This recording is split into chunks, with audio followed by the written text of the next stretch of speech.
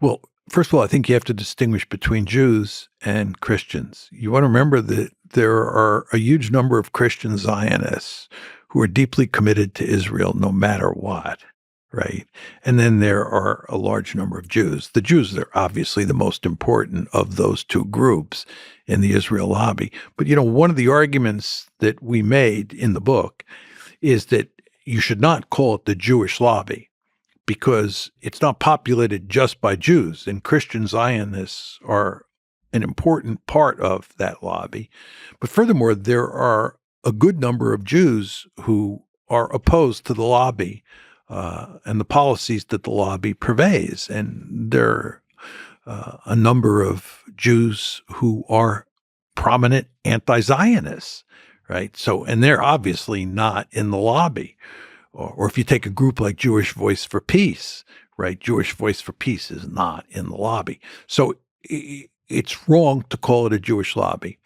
But with regard to the American Jews who are in that lobby, I think that really this is all about nationalism. It's not so much religion. Many of those Jews who are influential in the lobby are not religious in any meaningful sense of that term, but they self-identify as Jewish in the sense that they feel they're part of a Jewish nation.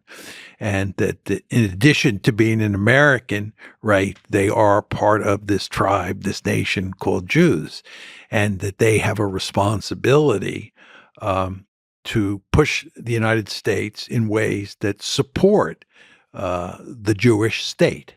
So I think that's what drives most, if not almost all, the Jews. This is not to say there's not a religious dimension for some of them, but I think that the main connection is much more tribal in nature.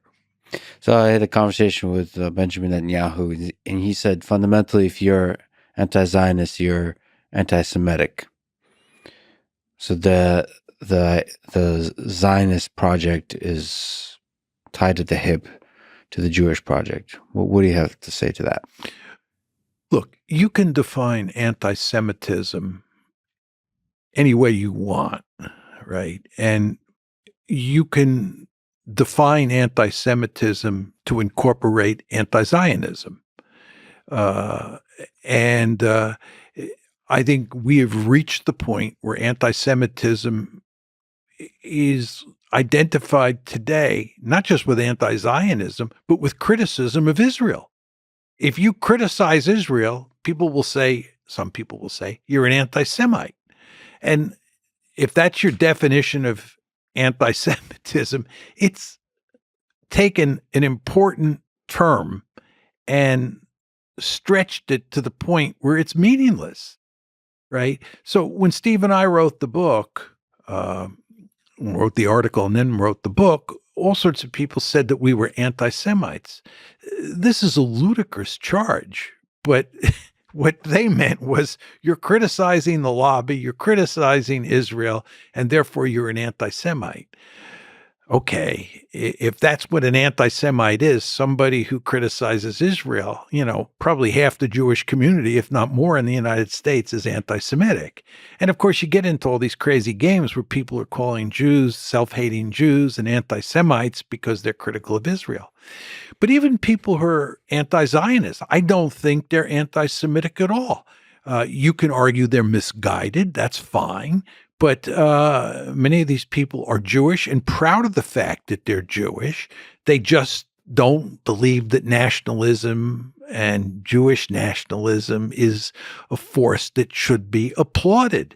And you want to understand that in the American context, there is a rich tradition of anti-Zionism, right? And these were not people who were anti-Semites, if you go back to the 30s, 40s, 50s. And the same thing was even true in Europe. There were all sorts of European Jews who were opposed to Zionism. Were they anti-Semites? I don't think so.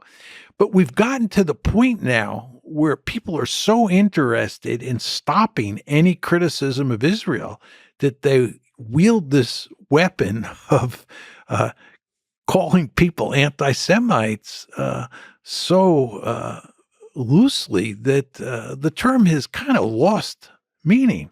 So I think Netanyahu is wrongheaded to equate anti-Zionism with anti-Semitism.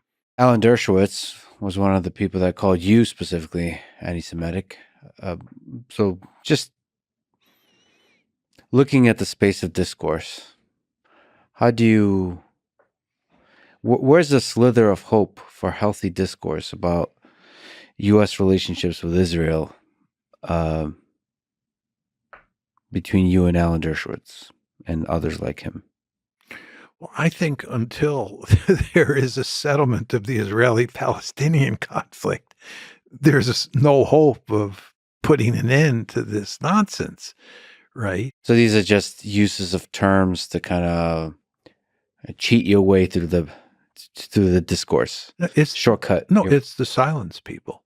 Right. It's very, very important to understand that one of the lobby's principal goals is to make sure we don't have an open discourse, a freewheeling discourse about Israel, because they understand, people in the lobby understand that if you have an open discourse, Israel will end up looking very bad. Right. You don't want to talk about the occupation. You don't want to talk about how Israel was created. Right. All these subjects are ones that will cause problems for Israel. See, just to go to the present crisis, okay, when you have a disaster, and what happened on October 7th is a disaster, one of the first things that happens is that people begin to ask the question, how did this happen? Right? What's the root cause of this problem?